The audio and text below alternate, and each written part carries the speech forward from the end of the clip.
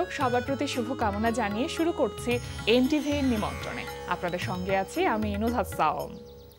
দর্শক, এনটিভির নিমন্ত্রণে অনুষ্ঠানটি শনি থেকে বৃহস্পতি সপ্তাহের 6 দিন সকাল 9:30 মিনিটে এনটিভির পর্দায় দেখতে পাবেন। আমাদের আয়োজনে আজ থাকছে সংস্কৃতি, এনটিভি অনুষ্ঠান সূচি ও আলাপন। প্রথমেই সংস্কৃতি।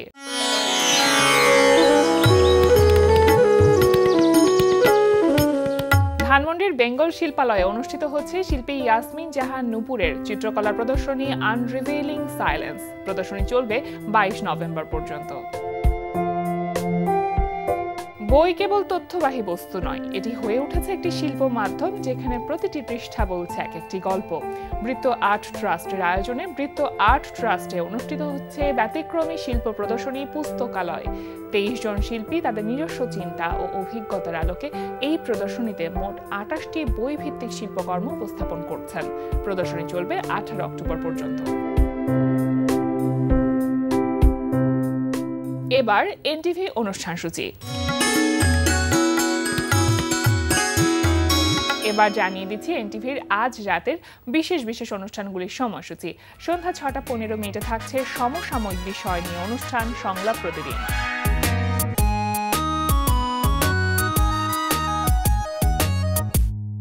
সন্ধ্যা 6:45 মিনিটে থাকছে খেলাধুলা বিষয়ক অনুষ্ঠান গ্যালারি।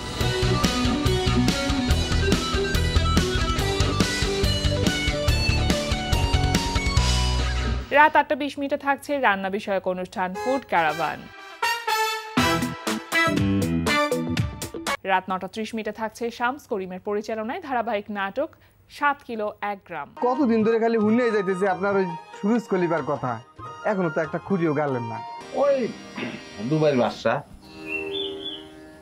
মানে হ্যাঁ নানান ধরনের ঝামেলা করতেছে, বানাইতে দিব না।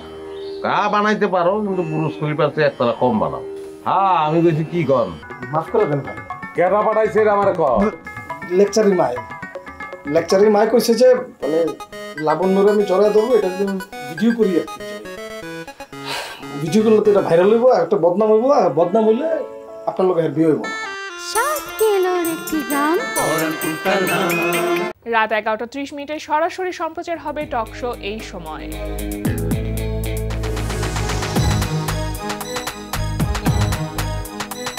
এই ছিল এনটিভির আজ রাতের বিশেষ বিশেষ অনুষ্ঠানগুলির সময়সূচি। এবার আলাপন। প্রিয় দর্শক, আমাদের আলাপনের আজকের অতিথি সঙ্গীত শিল্পী শফিউল বাদশা। শুভ সকাল। শুভ সকাল। কেমন আছেন? অনেক ভালো আছি, বিশেষ করে আপনাকে এই মুহূর্তে পেয়ে আরো বেশি ভালো আছি। আমার তো খুবই ভালো লাগছে আপনার সাথে গল্প করব এবং গল্পের মধ্যে আসলে গানও শুনবো আমরা ছোট ছোট করে। সবকিছু মিলে গানের সাথে আমি জানি এখন আপনি খুব ব্যস্ত আছেন, মানে নিজের গান গাওয়া, মৌলিক গানের কাজ চলছে ইতিমধ্যে, তার মধ্যে আবার বিচার করা, মানে কোনো একটা রিয়েলিটি শোতে, সেটাও একটা বড় দায়িত্ব। সবকিছু মিলে কেমন যাচ্ছে সময়টা, বা এই ব্যস্ততাটা আসলে কতখানি উপভোগ করছেন? আসলে আমরা যারা গানের মানুষ, আমরা সবসময় চাই গান নিয়ে যেন ব্যস্ততাটা সবসময় থাকে। তো সেখান থেকে আমি এটাকে খুব এনজয় করি। দেখা যাচ্ছে আমি একটা কাজে যাচ্ছি, সেটাকে আমি আমার খুব আনন্দের একটা জায়গা থেকে দেখি যে হ্যাঁ এই কাজটা আমি সুন্দরভাবে গুছিয়ে করে আসতে যেন পারি। বাট আমার কাছে সেই বোরিং বা সেই ব্যাপারটা কখনোই আসে না, বিশেষ করে মিউজিকের প্রতি। কাজ আমি গানের মানুষ, আমি ছোটবেলা থেকে গান করি, যতক্ষণ গান থাকে ততক্ষণ ভালো আছি, মানে অনেক ভালো আছে। বিষয়টা স্টেজ শোর ব্যস্ততাও আছে মনে হয় কিছুটা, যথেষ্ট পরিমাণ স্টেজ শো করছি, টেলিভিশন শোগুলো হচ্ছে, এছাড়াও মৌলিক গানের কাজ করছি পাশাপাশি। আমি খুব রিসেন্টলি একটা কাজ করেছি, যে কাজটা আমাদের 2টা ভার্সনে করা হয়েছে। একটা ফিমেল ভার্সন, একটা মেল ভার্সন। ফিমেল ভার্সনটা করছে আমাদের শ্রদ্ধেয় আলেয়া আন্টি, আর মেল ভার্সনটা সেই গানটা আমি করছি। খুব রিসেন্টলি সেটা rocket Bangla music YouTube channel থেকে প্রকাশ পাবে, যদিও ইতিমধ্যে আলেয়া আন্টির গানটি প্রকাশ পেয়েছে। মেল ভার্সনটা খুব শীঘ্রই আমরা সামনে নিয়ে আসবো। তো সেটা নিয়ে একটু নার্ভাসনেস কাজ করছে, যেহেতু ইতিমধ্যে ফিমেল যেই ভার্সনটা সেটা প্রকাশিত হয়ে গেছে, সুতরাং এক্সপেকটেশনটা মানুষের তো বেড়ে যায় অনেকটা। আসলে বিষয়টা হয় কি যে আমি না আমার যে কোনো গান হোক যে কোনো আর্টিস্টের সাথেই না আমি চ্যালেঞ্জের জায়গা থেকে দেখতে পারি না। মানে কম্পিটিটিভ মাইন্ড থাকে না না না, অ্যাজ লাইক সে গানটা করছে তার মতন করে। হ্যাঁ, আমি জাস্ট চেষ্টা করছি যেন মেল ভার্সনে গানটাকে যতটুকু ফুটিয়ে তোলা সম্ভব সেভাবে চেষ্টা করাটা। তো বাকিটা দর্শক শুনে অবশ্যই সেটার ফিডব্যাকটা দিবে। আচ্ছা, মৌলিক গানের কাজ তো কয়েকটি করা হচ্ছে, সেগুলো কি সব একসাথে রিলিজ হবে না একটু আগে পরে? অবশ্যই আগে পরে রিলিজ হবে। কিভাবে যে আমি তো যেমন একটা রকেট বাংলা মিউজিক চ্যানেল থেকে একটা গান করছি, কিন্তু আমার অফিসিয়াল কাজগুলো আমি করতেছি পাশাপাশি, মানে আপনার নিজের ইউটিউব চ্যানেলের জন্য অফিসিয়াল। তো ইতিমধ্যে আমার অফিসিয়াল যে প্রথম গানটা ছিল সেটা ইতিমধ্যে অনেক সাড়া ফেলছে, যথেষ্ট মানুষ সেটাকে ভালোবাসা দিছে, অ্যান্ড সেটা আমি আমার দর্শকদের প্রতি আসলেই অনেক কৃতজ্ঞ যে অ্যাকচুয়ালি তাদের জন্যই আমরা যে গানগুলো বা যে কন্টেন্টগুলো তৈরি করছি তারা যদি আমাদেরকে সাপোর্ট না করে আমরা কিন্তু মেন্টালি সেই সাহসটা পাবো না কাজ করার। তো আমরা যখন দেখি যে না দর্শক আমাদেরকে ভালোবাসছে, তখন কিন্তু আমাদের কাজের স্পৃহাটা বেড়ে যায় বা আরো বেশি কাজ করতে হবে, এই মোটিভেশনটা কাজ করতে থাকে। আর আপনি একটা বিষয় শুনলে অবশ্যই অবাক হবেন যে আমার একটা গান, যে গানটা এখনো আমি ইউটিউব চ্যানেলে প্রকাশ করি নাই, বাট আমি বিভিন্ন স্টেজে সেটা পারফরমেন্স করছি, কিন্তু সেই গানটা অলরেডি ইন্ডিয়াতে অনেক শিল্পী সেই গানটা গাইছে, যেটা আমার জন্য আসলে খুব বড় একটা ব্যাপার। তাদের প্রতি অনেক অনেক কৃতজ্ঞতা। গান যখন কভার করছে, আর বাংলাদেশে যারা কভার সংগুলো করছে যারা, তারা আমার এই গানটা কভার করছে, তো সেখান থেকে আমার খুব ভালো লাগে এই বিষয়টা, আমি খুব এনজয় করি, এন্ড অবশ্যই তাদের জন্যই আমরা। আচ্ছা, এখানে একটা বিষয় কিন্তু চলে আসে, সেটা হচ্ছে যে এই যে যখন আপনার কোনো গান অন্যান্য শিল্পীরা কভার করছে, কপিরাইটের ব্যাপারটা তো থাকে, এবং খুব রিসেন্ট টাইমে কিন্তু আমরা এটা দেখেছি যে কপিরাইট নিয়ে সবাই কথা বলছে, শিল্পীরা অনেক কনসার্ন এখন এই বিষয়টা নিয়ে। আপনার আসলে ভাবনাটা কি? আমার এই ভাবনাটা কেন, আমি যেটা চাই যে আমি যে গানটা করছি সেই গানটা ও হতে পারে আমার, কিন্তু তার মানে এই না যে সবাই গাইতে পারবে না। এই বিষয়টা আমি অবশ্যই সেন্সিটিভলি চলাফেরা করি, যে আমার গানটা যদি অন্য একটা আর্টিস্ট গায় সেক্ষেত্রে আমার সেখানে কোনো প্রেশার ক্রিয়েট করার কিছু নাই। সে আমার গানটা ভালোবেসে গাইলো, সেটা অবশ্যই তার ভালো লাগার জায়গা থেকে করলো, তো সেখান থেকে আমার তাকে কপিরাইট দেওয়ার কোনো ইচ্ছে নাই। কিন্তু কিছু ফর্মালিটিস কিছু থাকে যেগুলো মেনটেন করলে অবশ্যই সেটা ভালো হয়, যেহেতু এটা ডিজিটাল একটা সিস্টেম। হ্যাঁ, সেটা ভালো। শফিউল বাদশা একটা সময় একটা রিয়েলিটি শো উইন করে আজকে এই পর্যায়ে এসেছে, মিউজিক ইন্ডাস্ট্রিতে খুব সুন্দরভাবে কাজ করছে। তো একটা সময় যখন নিজের সেই জায়গাটা ছিল, সেই রিয়েলিটি শোতে, একই রিয়েলিটি শোতে আজকে জাজ হিসেবে কেমন লাগছে? এই অনুভূতিটা নিশ্চয়ই একেবারে আলাদা। আসলে আমি প্রস্তুত ছিলাম না এমন একটা ঘটনার জন্য, যদিও এটা আমাকে একটা সারপ্রাইজলি এটা আমাকে জানানো হয়, বাট আমি চেষ্টা করেছি শুরু থেকে শেষ পর্যন্ত আমার একদম ইথিক্সের জায়গাটা ঠিক রেখে দেন কাজ করার। এর মধ্যে থেকে অনেক প্রতিযোগী যারা এসেছেন আমাদের কাছে, অনেককেই আমাদেরকে বাদ দিতে হয়েছে, কিন্তু একটা সময় গিয়ে তাদের অনেক বকাঝকাও খেয়েছি আমরা। বাট এখানে যে বিষয়টা হয়, আমি তাদের উদ্দেশ্যে একটা কথা বলতে চাই যে অ্যাকচুয়ালি সবাই দিন শেষে ভালো গান করার চেষ্টা করে, বাট যখন জাজেস প্যানেলে যখন সবাই আসে তখন কিন্তু খুব নার্ভাসনেসের কারণে অনেক ভালো শিল্পীরাও কিন্তু তাদের পারফরমেন্সটা দিতে পারে না, 100% দিতে পারে না। বাট সে কিন্তু বিশ্বাস করতেছে সে ভালো গায়, এটা আমরাও বিশ্বাস করি সে ভালো গায়, কিন্তু প্রতিযোগিতার জায়গায় কিন্তু আমরা অবশ্যই তার ওই সময়কার পারফরমেন্সটা দেখব, সে আগে পরে কেমন করছে সেটা আমরা দেখতে পারি না।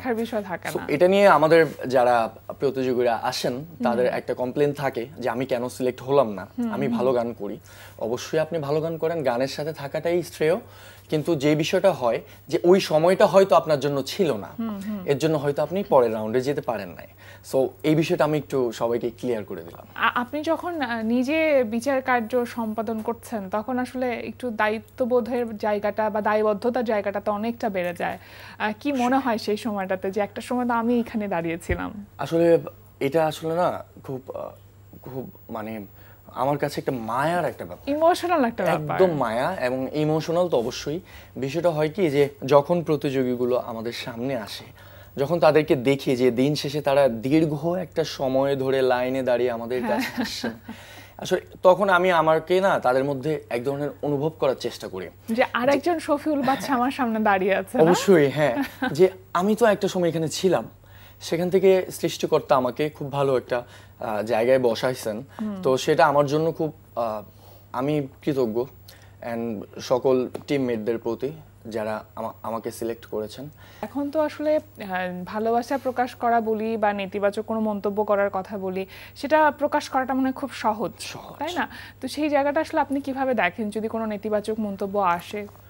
অবশ্যই আমি সেটা ভালোভাবে দেখি, কারণ কি আমি না নিন্দুককে খুব পছন্দ করি, কারণ সে কি করবে জানেন, আমার ভুলগুলোকে না সে ধরিয়ে দেবে, যে আমাকে সে যেটা নিয়ে নিন্দা করছে সেটা অবশ্যই হয়তো আমার ঘাটতি আছে সেখানে, আমি চেষ্টা করি সেই ঘাটতিটাকে পূরণ করার।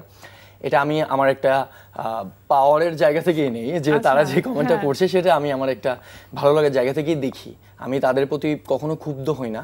অ্যান্ড আমি সচরাচর সবসময় যেমন দেখছেন এমনই, হ্যাঁ সেম, আমি টিভি সেটে যেমন ওকে, বাট আমার সাথে বাইরে যখন একটা মানুষ কথা বলবে আমাকে এমনই দেখবে, একই রকম দেখবে। তো এই জায়গাটা আমি খুব মেইনটেইন করি। সো সেখান থেকে অনেকের খারাপ লাগা থাকতেই পারে, আমাদেরও অনেক সময় খারাপ সবাইকে যে লাগে, সবার ভালো লাগবে এমনটাও তো না, এমনটাও না। আর চাইলে আমরা সবাইকেও কিন্তু সিলেক্ট করতে পারছি না, কারণ ভালোরও তো ভালো হয়, তাই না? ভালো শেষও নেই, শেষও নেই অবশ্যই, কারণ তারা একটা রাউন্ডে সিলেক্ট হচ্ছে, কিন্তু পরবর্তী রাউন্ডে কিন্তু এর থেকেও ভালো পারফরমেন্স করতে হবে। বাট অবশ্যই আমাদের প্রতিযোগীদের এটা বোঝা উচিত যে আমরা যখন একটা শোতে যাচ্ছি আমাদের টোটাল একটা প্রিপারেশন নিয়ে যাওয়া উচিত, না যে আমি একটা জোনের, আমার বাসা এখানে, আমি এই জোনের এই ঘরানার গানই গাইতে পারি। আচ্ছা, আমার কাছে মনে হয় যে স্টেজের গান গাওয়ার প্রতি শিল্পীদের আগ্রহ বা ভালো লাগার জায়গাটা অনেক বেশি থাকে, কারণ সামনে প্রচুর অডিয়েন্স থাকে, সেই অডিয়েন্সকে ইন্টারাক্ট করা এবং তাদের রিকোয়েস্টের গানগুলো গাওয়া। যদি জানতে চাই যে আপনার সব থেকে মেমোরেবল স্টেজ শো কোনটা ছিল, কোথায় ছিল সেটা? আমার সবচেয়ে মেমোরেবল স্টেজ শো ছিল অনেকগুলা, বাট আমার সবচেয়ে যেটা প্রিয় একটা স্টেজ ছিল সেটা হলো আমাদের বারৈখালী নামে একটা জায়গা আছে, যে আমি যখন আমার রিয়েলিটি শোটা থেকে বের হই, ওটা আমার জীবনের প্রথম একটা বড় মঞ্চ ছিল, যেই মঞ্চে আমি পারফরমেন্স করব এবং আমি এটা জানি যে দর্শকগুলো আমার জন্য ওয়েট করতেছে। আচ্ছা, একদম শুরু থেকে শেষ পর্যন্ত তারা ছিল, এর আগে অনেক শিল্পীরা পারফরমেন্স করছে, বাট যখন আসলাম তাদের যেই একটা হুঙ্কার ছিল আমার প্রতি, যেই একটা হুঙ্কার, আমি এটা হুঙ্কারই বলবো, যে এত লাউড ছিল সেই জায়গাটা, আমি গান গাওয়া রেখে না তাদের দিকেই তাকায় আছি, যে না অ্যাকচুয়ালি তারা আমাকে ভালোবাসে। আচ্ছা, এই যে যখন সামনে এত অডিয়েন্স এবং তারা যে আপনি যেরকম বলছেন যে হুঙ্কার করছে, তখন একটু নার্ভাসনেস লাগে না, একটু প্রেশার ফিল হয় না যে আমি আসলেও আমার 100%টা দিতে পারবো না কি পারবো না? কেন হয় নাই সেটারও একটা কারণ থাকে, যে অ্যাকচুয়ালি আমরা যারা রিয়েলিটি শো থেকে আসছি তারা কিন্তু নার্ভাসনেসের সর্বোচ্চ জায়গাটা থেকেই আমরা বের হয়ে আসি, যে অ্যাকচুয়ালি আমাদের একটা সময় এমন হয় যে হাত পা কিন্তু কাঁপতে থাকে, যে গান গাইতে হবে একদম, হ্যাঁ। আর বিষয়টা হয় কি, যে আজকে আমি পার করে গেলাম ওকে, কিন্তু আগামীকাল আমার কি হবে, এই যে একটা নার্ভাস, এই যে একটা টেনশন, যে একটা পারফরমেন্স ভালো করার পর আরেকটার জন্য প্রস্তুতি নেওয়া, সো এই ধাপগুলো যারা পার করে আসে, আমি হয়তো বিশ্বাস করি যে তারা কোনো স্টেজ কনফিডেন্সটা থাকে বলেই তো সেটা, হ্যাঁ একদম তাই। শুনছিলাম মেমোরেবল স্টেজ শোর কথা, তারপরে আসলে কি কি গান গাওয়া হয়েছিল, বা আমি যদি জানতে চাই স্পেসিফিকলি যে কোন একটি শোতে সর্বোচ্চ কতক্ষণ গান গাওয়া হয়েছে? হ্যাঁ, আমি কোন একটি শোতে সর্বোচ্চ 2 ঘন্টা পারফরমেন্স করছি। 2 ঘন্টা? 2 ঘন্টা একা করছি, বাহ, আমার টিম নিয়ে করছি সেখানে। তো এমনও শো আসে যে আমরা তো বেসিক্যালি, আমি তো বাউল গানটাও করি, অনেক সময় বাউল গানের স্টেজগুলোতে কি হয় যে আমি 2টা গান করছি বা 3টা গান করছি, এরপর আরেকজন আর্টিস্ট আসেন, দেন আমি আবার যাইতে হয় আমার সেখানে, এইভাবেও আমি অ্যাজ লাইক হোল নাইট আমি গান করেই যাচ্ছি একের পর এক, এটাও হয়। বাট যদি আপনি বলেন যে একটানা যে পারফরমেন্সের যে ব্যাপার, সেক্ষেত্রে আমি একটানা 2 ঘন্টা পারফরমেন্স করছি। দারুণ দারুণ। এই যে গানের মধ্যে তো বা সঙ্গীতের মধ্যেই আপনার বেড়ে ওঠা, এবং সেখান থেকে গানের যে ইন্সপিরেশন, মূল জায়গাটা, সেই জায়গাটা পাওয়া। আজকে অনেক সঙ্গীত শিল্পীরা অনেক রকমভাবে কাজ করছেন, গান লিখছেন, সুর করছেন, সঙ্গীত পরিচালনাও করছেন। তো আপনার ক্ষেত্রে ব্যাপারটা কেমন হবে বা কিভাবে আসলে নিজেকে আপনি দেখেন? আমি জাস্ট এতটুকু চাই যে আমি না কখনো, আমি অনেক দীর্ঘ সময় ধরেই এই কথাটা বলে আসছি, যে আমি কখনো ভাইরাল হতে চাই না, প্লিজ না, যে আমাকে কখনো যেন ভাইরাল না করা হয়, আমাকে যেন প্রত্যেকটা মানুষের মনে জায়গা দেওয়া হয় একটু, সেটাই আমার রিকোয়েস্ট, যে আমি আসলে বেঁচে থাকতে চাই গানের মাধ্যমে। আমি আসলে গানের মাধ্যমে বেঁচে থাকতে চাই। আপনি হয়তো অবশ্যই দেখবেন যে আমাদের কিন্তু মান্থলি একটা গান ভাইরাল হচ্ছে, খুব ভাইরাল হচ্ছে, কিন্তু একটা সময় গিয়ে কিন্তু তাদেরকে খুবই অল্প সময় থাকে, অল্প সময়ের জন্য। কিন্তু আমি কিন্তু এটা চাই না। আমি চাই যে আমার কাজগুলো বা গানগুলো যেন দর্শকের মনে এমন একটা জায়গা তৈরি করতে পারে যে সেটা যেন দীর্ঘ একটা সময় ধরে চলতে পারে, এবং আমাকে যেন তারা দীর্ঘ একটা সময় ধরে মনে রাখতে পারে। সেটাই, এটা একটা সাধনা, এবং এই রাস্তায় মনে হয় চলাটা কখনো শেষ হবে না, সব সময় থাকুক এই পথ চলা, বাংলা সঙ্গীত চর্চা অব্যাহত থাকুক, শফিউল বাদশার মাধ্যমে আর অনেক সুন্দর সুন্দর গান বাংলাদেশে যুক্ত হোক, সেই প্রত্যাশা করে আজকে আমাদের আয়োজনে এসেছেন, সময় দিয়েছেন, আপনাকে অসংখ্য ধন্যবাদ। Thank you so much. আর ধন্যবাদ আমাকে এত সুন্দর একটি আয়োজনে আমন্ত্রণ জানানোর জন্য। আর বিশেষ করে আমার খুব প্রিয় একজন মানুষ আপনি, আপনাকে পেয়ে আসলে কথা বলার যে একটা সাহস সেটা আরো বেড়ে গিয়েছে। তো সেখান থেকে ধন্যবাদ সকলকে আমাকে এত সুন্দর একটি আয়োজনে আমন্ত্রণ জানানোর। অনেক অনেক শুভকামনা রইল আপনার জন্য। প্রিয় দর্শক, আমরা চলে এসেছি অনুষ্ঠানের শেষ প্রান্তে। অনুষ্ঠান সম্পর্কে আপনার মতামত জানাতে মেইল করুন এনটিভি নিমন্ত্রণে @ntvbd.com। বিশ্বের যে কোনো প্রান্ত থেকে যে কোনো সময় এনটিভি নিমন্ত্রণে দেখতে ভিজিট করুন আমাদের পূর্ণাঙ্গ ওয়েব পোর্টাল www.ntvbd.com। এছাড়া এনটিভি সব জনপ্রিয় অনুষ্ঠান ও খবরের আপডেট পেতে ভিজিট করুন আমাদের ইউটিউব চ্যানেল ও ভেরিফাইড ফেসবুক পেজে। সবার মঙ্গল কামনায় আজকের মতো এখানে শেষ করছি। সবাই ভালো থাকুন, সুস্থ থাকুন, সুন্দর হোক আপনার প্রতিটি মুহূর্ত।